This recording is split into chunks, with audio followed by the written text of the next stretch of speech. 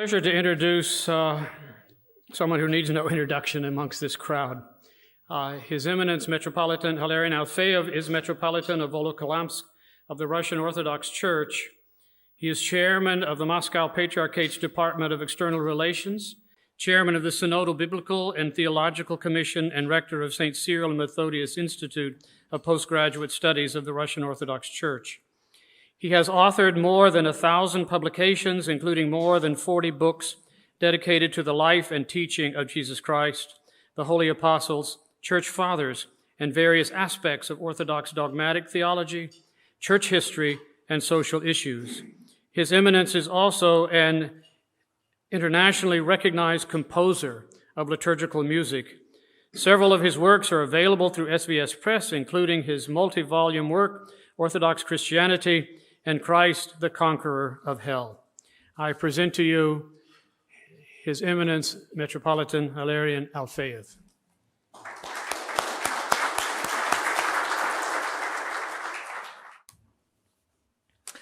Your Beatitude, your Eminences, your Graces, dear brothers and sisters, dear friends, I am grateful to your Beatitude for inviting me to this important event in the life of St. Vladimir's Theological Seminary. I am grateful to the seminary for hosting this event, and I am most grateful to the New Testament scholars who came all over this country, from all over this country, in order to participate in our discussions tonight and tomorrow. I will speak tonight about the 6-volume study on Jesus Christ, of which 4 volumes have now been published in the English language. The idea to write a study on Jesus Christ came to me in one early autumn afternoon when I was walking in a garden with the book Jesus of Nazareth by Pope Benedict XVI. As I started to read this remarkable book, I asked myself, why is it that New Testament scholarship has been undertaken by either Protestant or Catholic or non-Christian scholars? Where are we, the Orthodox? Don't we have anything to say about the founder of Christianity? However, I started to write my own study on Jesus, not in order to fill in a lacuna in Orthodox theology. I rather wanted to fill in the gap in my own scholarly background. For many years, I studied Greek and Syriac patristic theology. If I approached Jesus in my writings, I did it almost exclusively from the perspective of traditional patristic Christology. The vast field of New Testament studies was largely left aside by me, nor did I have any chance to examine the historical aspect of Jesus' life and teaching, being concentrated almost exclusively on the theological interpretations of the Gospels. This all changed when I started writing. I realized that I want to write a biographical study, though not exactly a biography in the conventional sense of the word. I wanted to approach Jesus precisely from the historical perspective, to show what kind of man he was, what his character was, how he reacted to other people, what his background was. The task that I set myself was not to expound Orthodox Christology, but rather to reproduce the living image of Jesus on the basis of the sources available and to present his teaching as it is reflected in the Gospels. In order to do this, I had to rely not only on patristic sources, but also on modern New Testament scholarship. Scholarly and critical study of the New Testament has been carried out for more than 2 centuries, and a huge amount of material has been accumulated. However, all the existing material in itself requires a critical approach. From the vast heritage of scholars who have researched the New Testament, it was necessary for me to select that which enabled a better understanding of the text of the Gospels, while at the same time casting aside those hypotheses and conclusions that have given rise to additional and sometimes unnecessary ideas. For example, there is a hypothesis that the three synoptic Gospels are based upon one imaginary common primary source, known as the Q source. Q is understood as the common primary source that, as has been proposed, included some 200 plus sayings of Jesus that are present in Matthew and Luke, but absent in Mark. Some scholars believe that the Q source originally was oral in character and was only later documented in written form. Various guesses have been made and continue to be made regarding the language and composition of Q, the location and time of its writing, and its literary genre. There has even been a critical edition of the Q source, though it is, as I said, an imaginary source. Apparently, it never existed. The appearance of the Q hypothesis, which has been accepted as axiomatic by many New Testament scholars in the 20th century, was not simply the result of a comparative analysis of the texts of the three synoptic Gospels. To a great degree, it was also linked to the notion that only part of the Gospel material goes back to the historical Jesus, whereas the remaining part is the fruit of the activities of later redactors. Significant efforts were accordingly directed at uncovering which sayings in the Gospels could be attributed to Jesus. With this aim, scholars deconstructed the Gospel text by dismembering it into parts in order to distinguish the supposed authentic kernel from later added layers and commentaries. At present, however, within the scholarly community, voices are growing ever louder in asserting that the Q source is nothing more than a phantom invented by scholars who decided to prove to themselves and to the world that Jesus was a conventional teacher of morality who left a collection of moral sentences. Only many decades later did people begin to deify him, and his death was given a redemptive meaning. The Q source was necessary for proving that these scholars were right. The desperate search for it did not yield any results, and then it was simply constructed by means of selecting individual sayings from the canonical and non-canonical Gospels. In my study on Jesus, I call for the deconstruction of this and similar scholarly hypotheses, based on imagination or presuppositions rather than on textual evidence. I also point to the urgent task of demythologizing the New Testament scholarship. What do I mean by this? For more than 200 years, New Testament scholarship has developed under the influence of myths created by scholars. A particular myth would appear in the mind of a researcher or group of researchers, and then other scholars would take it up and begin to analyze, add to, develop, and dispute it. As a result, the myth becomes the subject of scientific inquiry and not the gospel text itself, which was used merely as an aid to prove that the inventors of the myth were correct.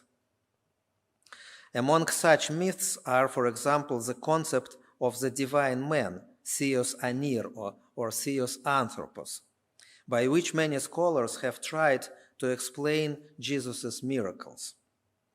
This concept was founded on the assertion that the image of Jesus as a miracle worker was modeled by the authors of the New Testament writings on the divine men of Greek literature. In particular, in scholarly literature, it is considered good taste to compare Jesus with that other miracle worker of antiquity, Apollonius of Tyana, a philosopher born at the same time as Jesus, but who long outlived him. Supposedly, in the creation of the image of this philosopher and those similar to him, a typology was used that formed the basis of the New Testament notion of Jesus as miracle worker. This concept, applied mainly to the Gospel according to Mark, is completely far-fetched. The so-called divine men to which they refer were either contemporaries of Jesus or lived after him. All the literary sources that mention them were created much later than the Gospels. The phrase itself, divine men, is nowhere used in the New Testament and is the fruit of scholars' creativity. The concept of the divine man came about due to the rejection of the divine nature of Jesus and of his miracles.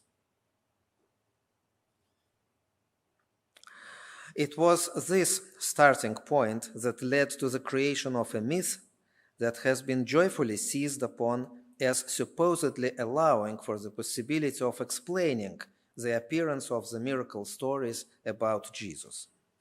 Of course, the concept has found its critics, and at present many scholars look upon it skeptically or negatively. Nevertheless, it continues to exert an influence upon research into the miracles of Jesus. One other scholarly myth is connected to the notion that the Gospels were created for a specific narrow audience, that is, for the church communities to which the evangelists allegedly belonged. The essence of this theory is that at the end of the first century, there were isolated Judeo-Christian communities, which were persecuted by the Gentiles and experienced various inner crises linked to the conflicts between those newly converted from paganism and Judaism. Within these communities, Gospels supposedly appeared that had the aim of strengthening the faith of the members of these communities, consoling them in times of persecution from external enemies and lowering the internal potential for conflict. Each community, according to this point of view, projected its own problems and answers back into the reports of the life of Jesus. This is a quote from one scholarly source. It is in the light of these problems and issues that we ought to understand the gospel text. How is this concept applied in practice? At first, on the basis of the text of a particular gospel, conclusions are drawn regarding the fundamental characteristics of the hypothetical communities in which they were created, and then the same text is examined in the light of the conclusions made. So it's a vicious circle. You first imagine the community, and then you see how the text should fit the needs of this imagined community. Thus, for example, the Matthean community or school is presented as divided and torn by inner contradictions and scandals.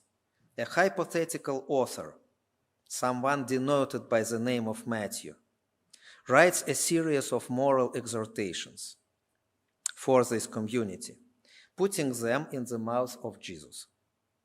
Originally Judeo-Christian, the Matthean community only recently separated from the synagogue. In times, this Messianic Jewish community became more open to the Gentiles. This supposedly explains the presence in the Gospel, according to Matthew, of such seemingly mutually exclusive sayings as the commandment of Jesus not to go to the way of the Gentiles and his commandment to baptize all nations.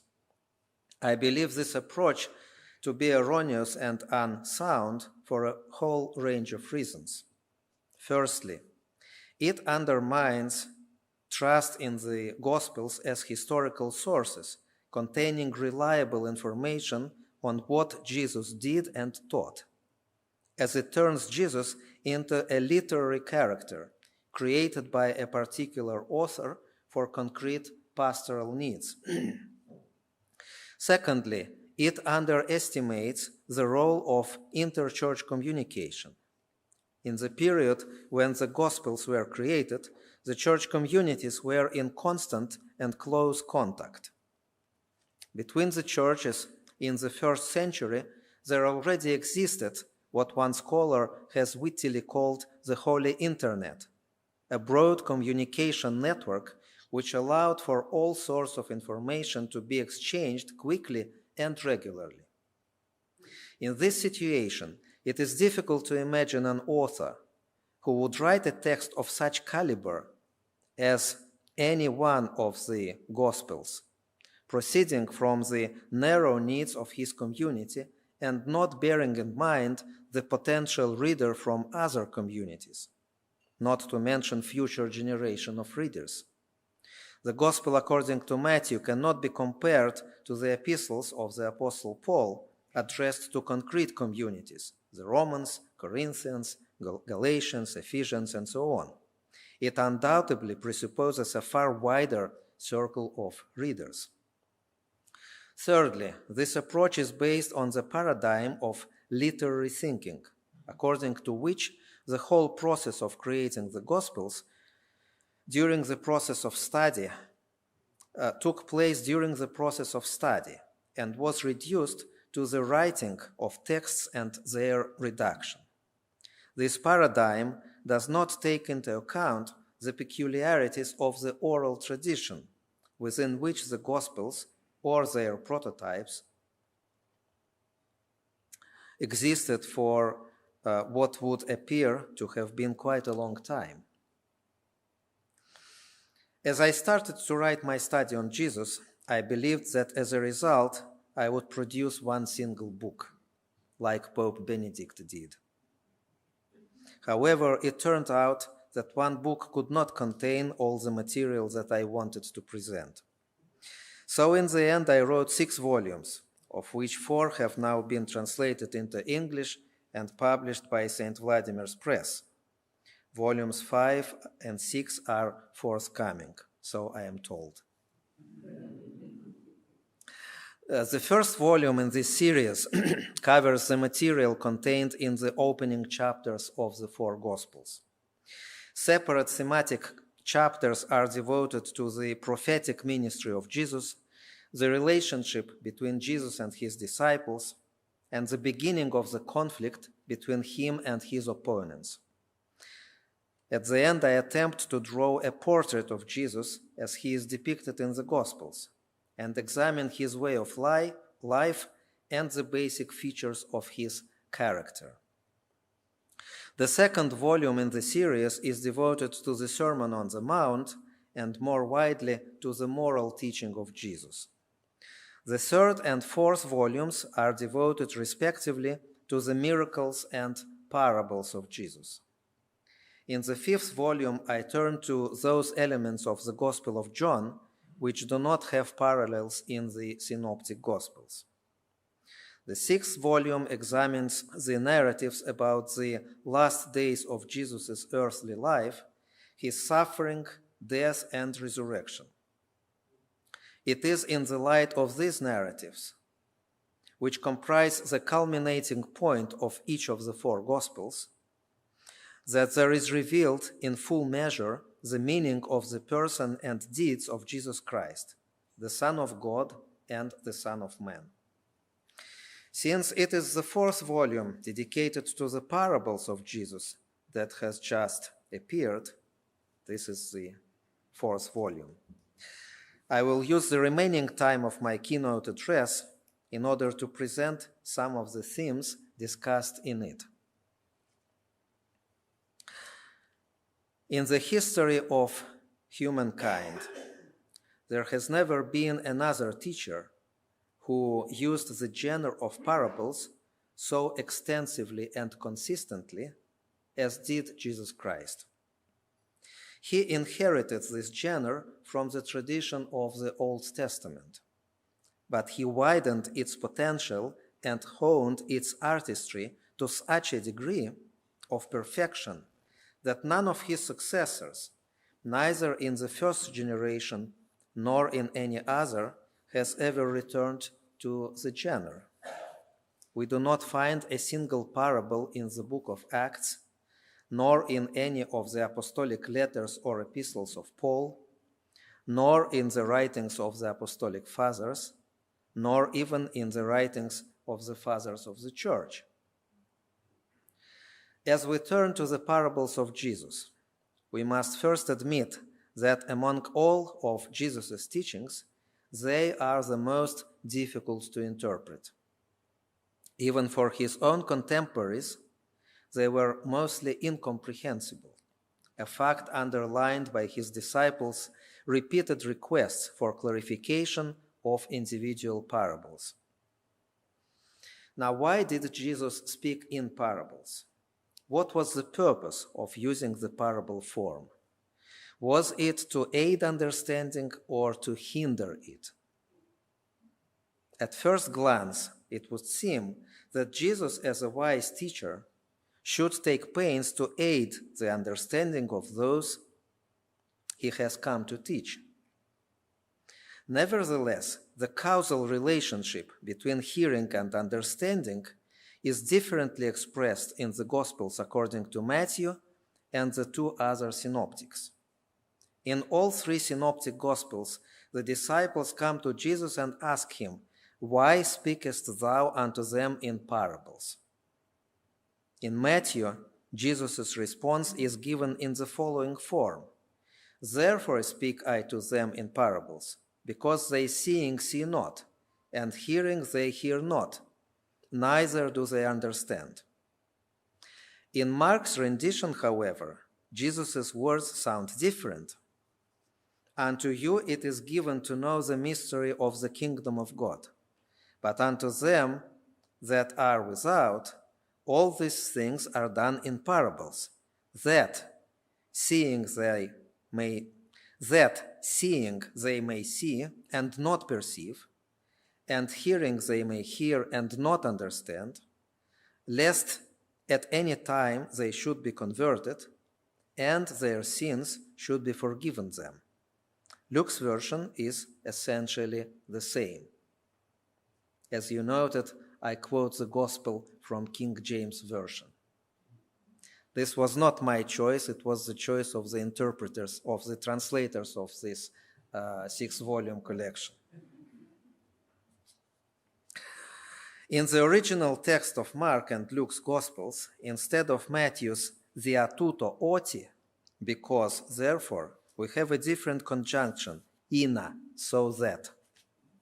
This conjunction gives the text a different meaning. Scholars have argued about the meaning of this conjunction, ina, in this passage throughout the 20th century. Some believe it is a bad translation from Aramaic that changed the original meaning. Others have argued against this. Some have interpreted the meaning of the preposition as referring to the goal, not the consequences of action. A group of scholars argue that in trying to explain the phenomenon of the parable's incomprehensibility, Mark created his own theory of hardening and put it into the mouth of Jesus, who in fact said nothing of the sort, considering his own parables to be understandable. All attempts to soften the apparent harshness of Jesus' words, or at least the form they are given in Mark and Luke, were connected first of all with the fear that a too strict or too literal interpretation of this translation might lead to an understanding in line with Calvin's teaching about predestination. According to this teaching, some people have been predestined for salvation and some for perdition. Those who are not predestined for salvation cannot possibly understand the meaning of parables.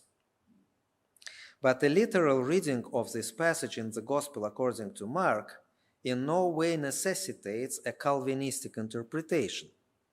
On the contrary, it resonates with Jesus' words in the Gospel of John.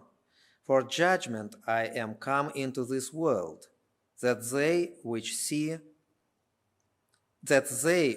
not might see, and that they which see might be made blind.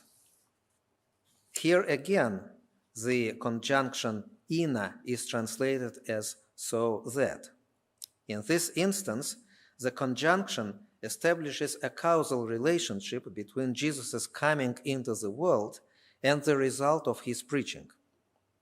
And it turns out that this result was not so much the illumination of those who before did not see, but rather the blinding of those who considered themselves to have sight already. But this does not mean that either the former or the latter were predestined for salvation or perdition.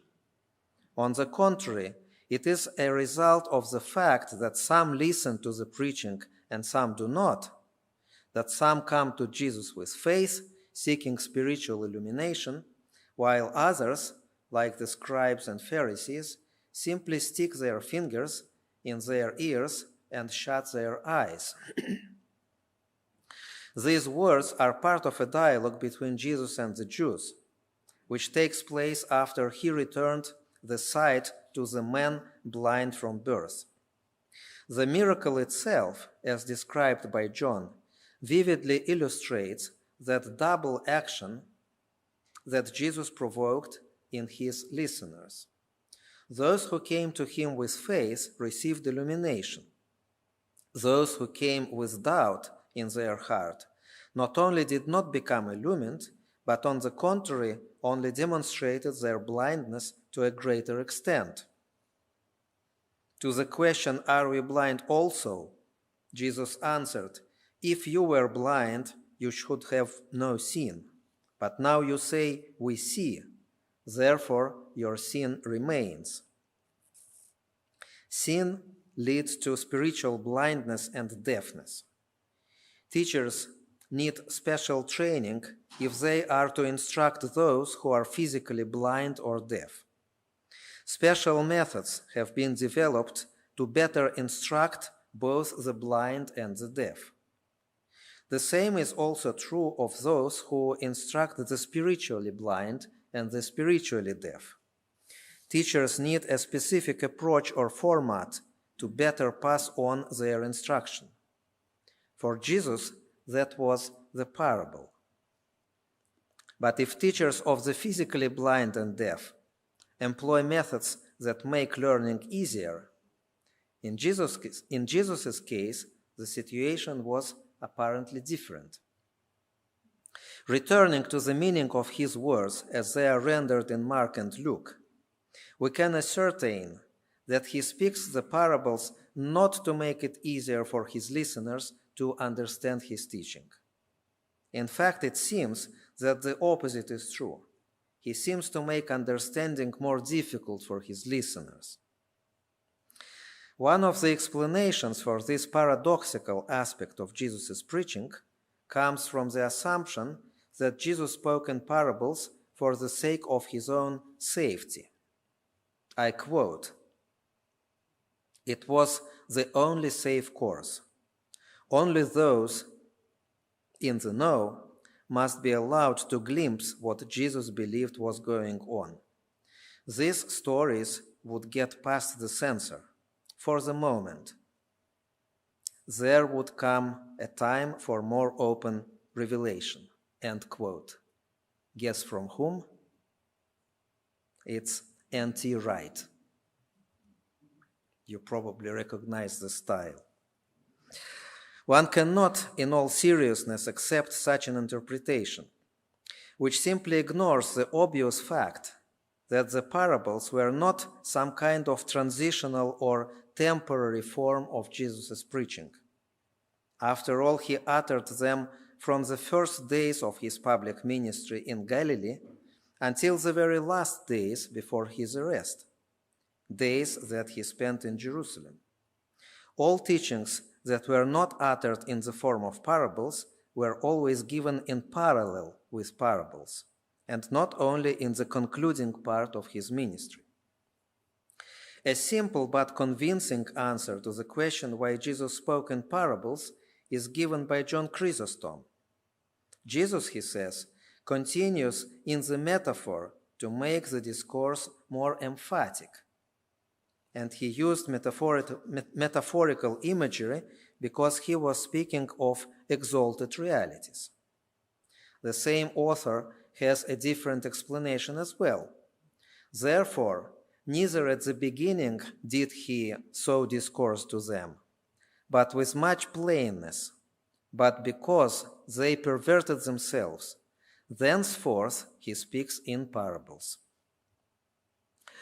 All scholarly debates concerning the interpretation of parables in the 19th and 20th centuries centered almost exclusively on the question of their importance, content, and meaning.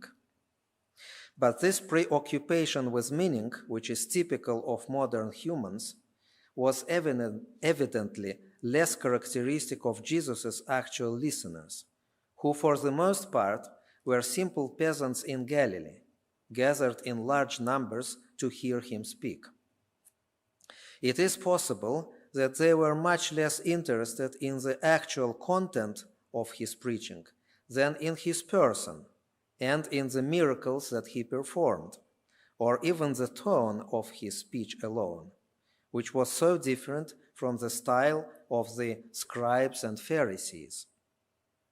As Stephen Wright mentions, many of those who gathered to hear Jesus had never met him before, and were curious about this man that everyone was talking about. As they listened to him, it is possible the question they asked themselves was not, what does he mean, but rather, what is going on?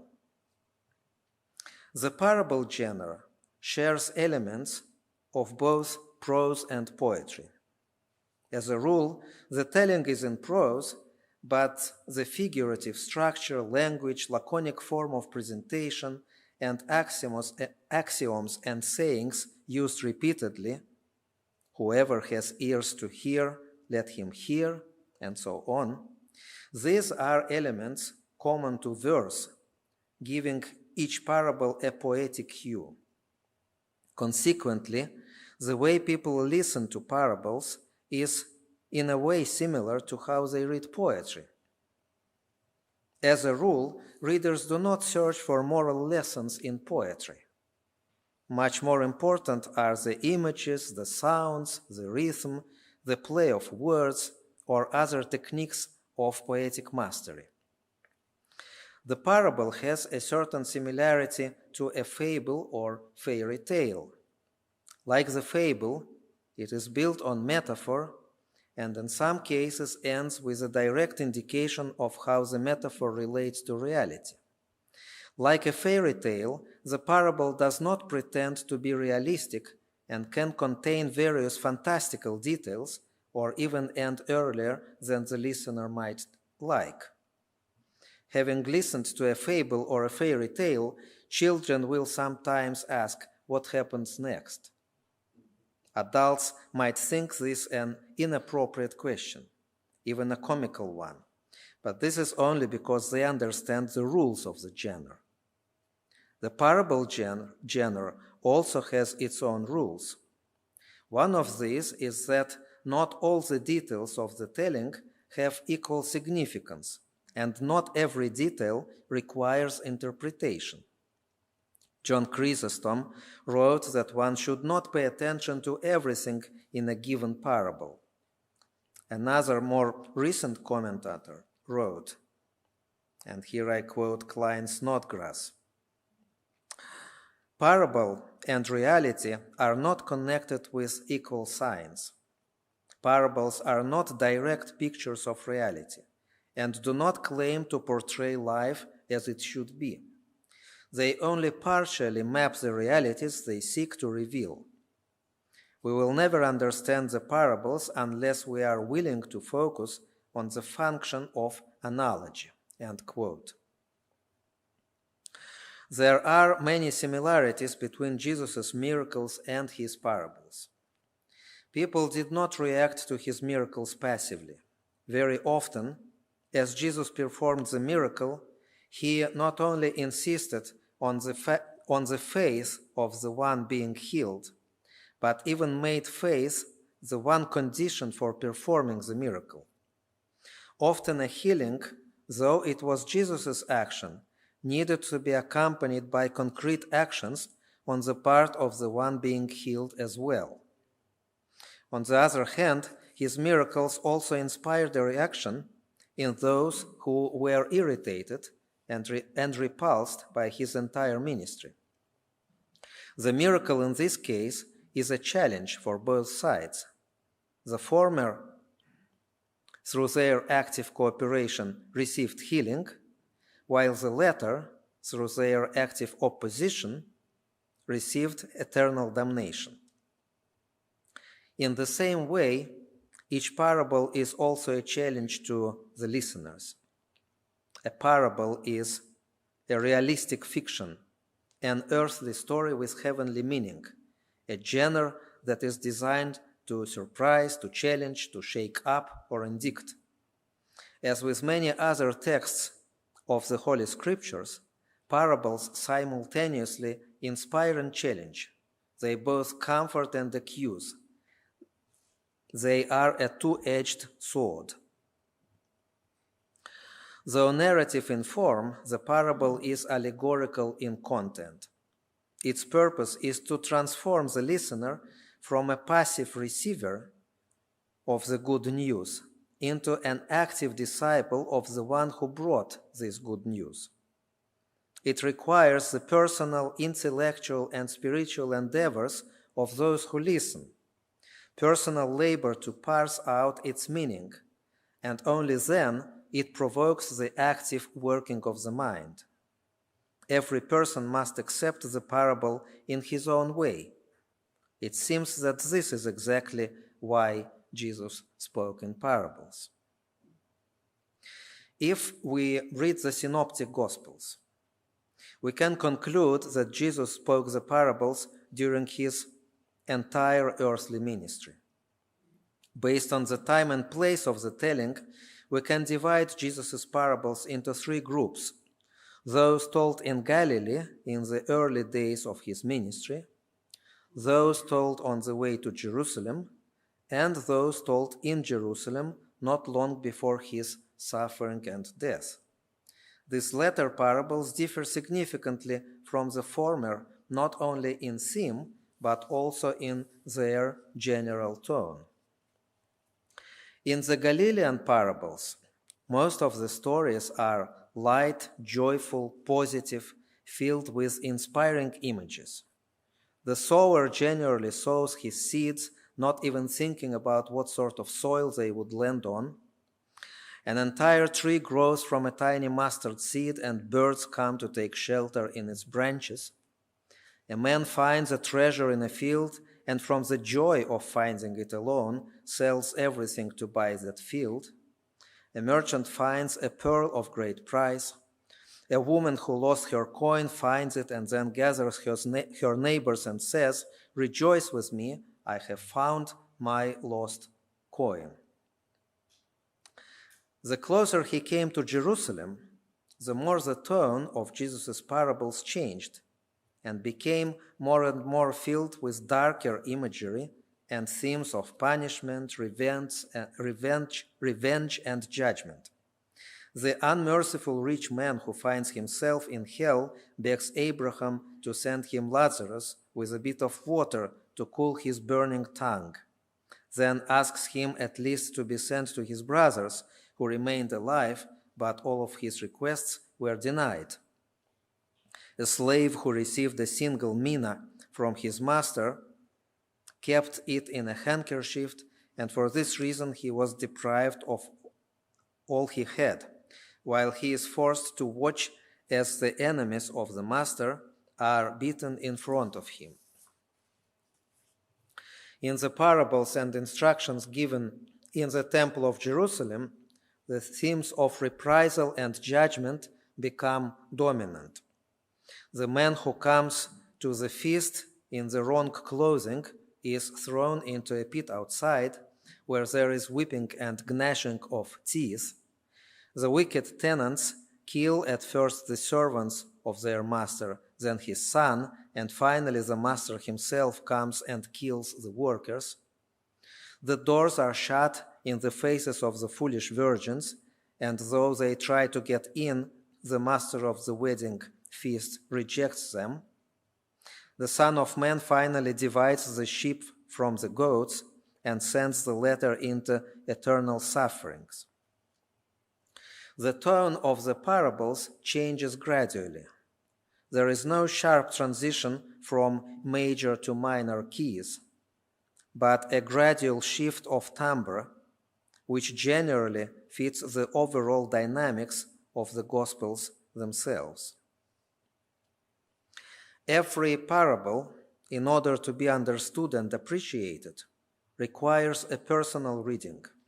Its meaning reveals itself to individual people based on their own life's circumstances and unique context.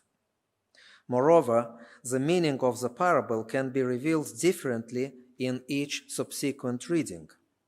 This is true of individual people and entire generations. Based on the different levels of his own spiritual development, a person may understand the meaning of each parable differently. Entire groups of people may interpret their significance in a way based on their cultural context, the specific challenges of their time, and many other factors that affect interpretation. It is exactly this fact that gives parables their unique quality of never growing old. Though they were initially addressed to a specific group of people who lived in a specific historical period, the parables of Jesus remain significant for all subsequent generations. Every new age finds new approaches to the parables, new methods of interpretation. But everywhere and in all times, a universal principle remains, which is constant. When attempting to understand the meaning of the parable, the reader or listener, willingly or unwillingly, applies its story to his own life's situation. In my book, I speak about different ways of interpreting the parables and various traditions of hermeneutics applied to them. While each parable can be interpreted in a variety of ways, I argue that only some of these ways are legitimate, namely those that are consonant with the teaching of the Church. When discussing particular parables, I rely both on ancient and modern interpreters, while debating or rejecting some interpretations that sound to me either too artificial or evidently contradicting the teaching of the Church. The Church preserves the teachings of Jesus, and she is their most authoritative interpreter. Over many centuries, the Church developed an exegetical tradition that allowed many generations of Christians to understand the meaning of parables, to apply them to their own life situation, to distill from them various moral lessons and spiritual instructions. Without jumping to excessive allegorizing or extreme literalism, such interpreters as John Chrysostom applied Jesus' parables to situations relevant for their own contemporaries, helping them read the parables not as theoretical presentations, which they never were, but as calls to action. Nevertheless, no single ecclesiastical community can privatize Jesus and his teaching, declaring themselves to be the exclusive owners of the rights to his inheritance. Jesus is greater than the Church, because he is God himself, who came to earth in human flesh. The meaning of his person and teaching are so universal and all-encompassing that they go beyond the confines of the church. Jesus belongs to the entire world and to every person. He has something to say to every human being, both to those who are already in the church and to those who are on the path to it, and even to those who are far from it and from any religious affiliation at all. Jesus is broader than the church, just as God is broader than religion. God acts beyond the limits of religion. He is not a religious phenomenon at all. God allows himself to act upon those who believe in him, but also on those who do not admit his existence or his right to interfere into their affairs. He ignores this unbelief and acts however he sees fit. Wherever it is possible, he honors the free will of human beings. But if he considers it necessary, he can intervene in the life of a person without invitation, when that person does not expect him in the least, as he did with Saul on the road to Damascus.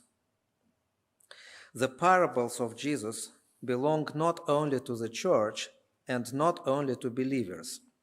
They belong to all humankind. They are capable of saying something new to each person. Other than the literal or figurative meaning, which is studied and will continue to be studied by scholars and commentators, these parables have something else that attracts people beyond their meaning. They have a message, a story, an image, a mood. They have breadth and length and depth and height. And through them is revealed the love of Christ, which surpasses all knowledge. In order for the parables to have that effect, it is by no means necessary to understand their meaning. One can simply listen to them as one listens to music and read them as one reads poetry. One can encounter them as one does the visual arts. I will conclude my presentation by reiterating the point that I made in the first volume of my study. The gospel story of Jesus Christ, from the perspective or interpretation, may be compared, I argue, to a collection of treasures amassed over 2,000 years in a safe with 2 locks. In order to obtain this treasure, we have first of all to open the safe, and in order to open it, 2 keys are required. One key is the belief that Jesus was fully human, with all the attributes of a real flesh and blood person. However, we need a second key also, belief that Jesus was God incarnate. Without this key, the safe will not open, and the treasures will not radiate with their original brilliance. The gospel image of Christ will not come to the reader in all its resplendent beauty. In modern New Testament scholarship, the first key is very often simply not used at all. In the Orthodox tradition, sometimes the second key is put aside, and we tend to concentrate more on the divine dimension of Jesus' life and teaching than on the human side of his story. This is one of the reasons why a dialogue between the Orthodox tradition and the rich and multi-layered tradition of modern New Testament scholarship can be mutually enriching for both sides. May I thank you for your attention.